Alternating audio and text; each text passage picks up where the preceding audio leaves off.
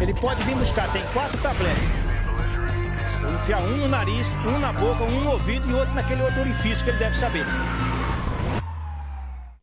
E segundo, nós gostaríamos de saber do senhor, porque é muito importante nesse momento, até para apaziguar, qual é a posição do senhor em relação a essa situação. O senhor também levanta dúvidas, o senhor questiona o resultado eleitoral, o senhor também não reconhece.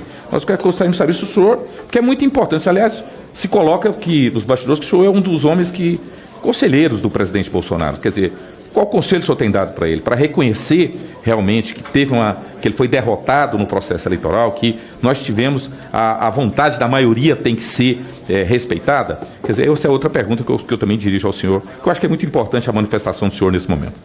Com a palavra, ministro Augusto Heleno. Olha, esses assuntos não estão no motivo da convocação. Então, eu não vou comentar, eu só quero tecer considerações sobre 2 coisas que o senhor falou. Os 2 militares trabalhavam no GSI, foram devolvidos às suas forças, porque isso veio da iniciativa deles, por cidadãos livres, que podem falar o que quiserem, vão estar devolvidos à força, e lá vai ser analisado se vão ser punidos, alguma coisa, problema da força, não é problema meu. Isso não foi iniciativa do GSI, não houve qualquer recomendação do GSI em relação a isso. Essas outras coisas que o senhor falou aí, estou dentro de um contexto onde muitos não reconhecem o resultado eleitoral e estamos esperando aí a solução a algumas coisas que foram pleiteadas, foram normalmente ignoradas pelo TSE, pelo próprio STF. Estamos vivendo uma situação esdrúxula no Brasil que não merece comentário agora, que não é o motivo da convocação. Importante que o senhor se manifeste sobre essas situações. O senhor fala, por exemplo, que nós vivemos uma situação esdrúxula, né? Nós entendemos, quer dizer, o que o senhor entende por essas situações esdrúxulas? O senhor está sugerindo o quê? Quer dizer, qual a solução para esse problema? Quer dizer, a solução para esse problema... A solução não sou eu que tenho que apontar. Sim, mas eu estou colocando que, para nós aqui, a solução é o reconhecimento do resultado das urnas. Sim, mas está sendo reconhecido. Agora é muito importante porque não me parece que o comportamento do GSI tenha sido, por exemplo, dizer assim, todo mundo tem livre manifestação. Eu não vi nenhuma nota do GSI, por exemplo, condenando esses atos. O GSI não é feito para isso. Sim, mas não é questão que é porque não tem que tomar partido político, o GSI não tem partido. Um assessor do senhor fala uma questão tão grave, aliás, incitando ao crime, porque incitar um golpe militar, isso é incitar o crime, está tipificado, inclusive. O senhor acha que está normal? Se não tem problema nenhum? Ele foi devolvido à força. Ele já teve uma punição, entre aspas, pelo que falou. E não foi aconselhado a falar, ele falou por conta própria, é um cidadão brasileiro, com todos os impostos pagos, tem direito a falar, se pronunciar. Não tem direito, não tem direito a cometer crime. Não tem direito a cometer crime. Ele não tem direito a cometer crime. Cometer crime o quê? Não. Incitar, por exemplo, uma intervenção militar, está tipificado. E quantos já foram punidos aí que estão incitando crimes e não acontece nada? Sim, já foi punido. O senhor quer que faça o quê? Que bota ele na cadeira elétrica, pendure no poste? Não, eu quero que, na verdade, ele abra, no mínimo, por exemplo, se o senhor abrisse um processo administrativo contra ele, é o mínimo, né? O que processo administrativo? Entendeu? No mínimo. Tem justiça militar para isso, pô. Tem um tribunal, tem um superior tribunal militar, se ele for considerado como criminoso por isso, o que é um exagero, né? Foram palavras ditas na rede social. Defender a ditadura, defender uma intervenção militar é um exagero, ministro, pelo amor de Deus. O senhor está querendo misturar as coisas, não tem nada a ver com o GSI. Presidente, nada a ver. Presidente, pela ordem. Presidente Auro, como membro da comissão aqui, membro da comissão. Seguir a ordem das inscrições, presidente. Com a prioridade, deputada Carol de Tônia. Desculpa, Santos, mas... Presidente, eu só queria saber que tipo de regra está sendo respeitado aqui na convocação, porque parecia um debate, né, entre o convocado e o deputado de oposição, e eu entendo que temos prazos regimentais a seguir, onde há possivelmente a réplica do ministro, mas eu acredito que tem uns outros membros também inscritos para falar. E o objeto da convocação é muito claro, é para falar das manifestações do dia 7 de setembro. O ministro está aqui, está à disposição para esclarecer. Quando o deputado da oposição toma a palavra, ele versa sobre outro objeto de outra convocação que ainda não foi deliberada por esta comissão.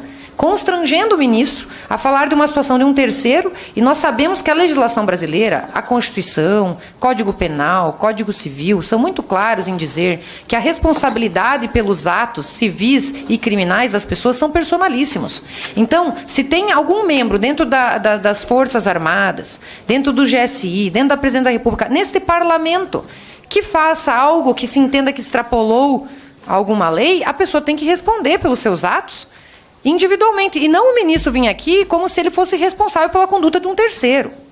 Inclusive, temos aqui um documento do Diário Oficial, a portaria 288 de 1º de dezembro de 2022, do departamento justamente do gabinete institucional, que já diz que ele foi absolutamente dispensado de suas funções, voltou para a força condizente. Posso aqui disponibilizar o documento para o deputado que fez a convocação, aqui, ó, vou entregar para ele nesse momento, para ele analisar, né? Mas salientando que isso não é objeto da audiência de hoje, então que ele se dê por satisfeito isso, e vamos falar sério aqui agora, né, presidente, que o Código Penal Militar... Mas sempre é sério. O Código Penal, o Código Militar, ele é muito mais duro nas suas punições do que a legislação criminal civil brasileira. Então, se esse cidadão que eventualmente fez algum excesso, que não é o caso do ministro Heleno, que sempre foi reto nas suas convicções, nas suas decisões, agiu sempre com uma postura institucional, ele que vai responder, e eu tenho certeza que ele será duramente punido caso se ele tenha infringido alguma legislação militar, porque entre os militares a coisa é séria, corrupto, bandido não se cria.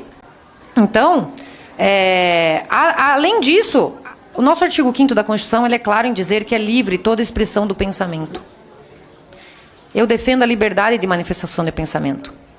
Inclusive, eu defendo a liberdade, tanto que a gente defende nós somos tão democráticos, a direita é tão democrática, que a gente defende também a liberdade até de se defender o socialismo e o comunismo, que eu entendo que é o pior regime, o que mais matou, mais do que guerras civis, mais do que desastres naturais. O comunismo e o socialismo mataram mais no mundo do que qualquer outro cataclisma humano. E a gente aceita a existência da esquerda, da defesa do comunismo, do socialismo. Agora, o oposto não é verdade. Estão fazendo de tudo para calar a direita, para calar os conservadores. Inclusive, nesta casa, nós chegamos, presidente, essa semana, a ter o 11º deputado censurado, absolutamente censurado, e com as suas redes sociais banidas. Foi o caso da deputada Bia Kicis essas semanas e do deputado Júnior Amaral. De modo que nós já vivemos um estado de exceção, deputado, com licença, Elias Vaz. Deputado Elias, nós já vivemos um estado de exceção, um AI-5 a gente já vive. Mas não é imposto pelos militares. Deputada está Carol vindo do Poder Judiciário. Isso não está no objeto da convocação também. Pois é, mas o senhor me passou a palavra e eu tenho o direito de me expressar livremente.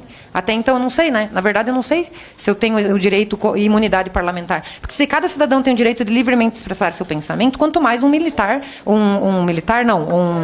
parlamentar que tem imunidade. E essa imunidade, ela deveria dar para nós o direito de nos expressarmos livremente, mas nem a garantia eu represento aqui milhares e milhares de pessoas e eu não posso ser calada no meu direito de me expressar. Então, ministro general Augusto Heleno sempre honrou as Forças Armadas, o Brasil, a nação brasileira, a pátria.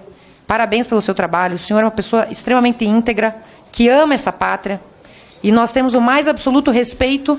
Nós participamos das manifestações do dia 7 de setembro e vimos ali pessoas, patriotas, preocupados com o futuro do Brasil ser entregue ao comunismo. E é isso que preocupa os brasileiros que estão se manifestando pacificamente.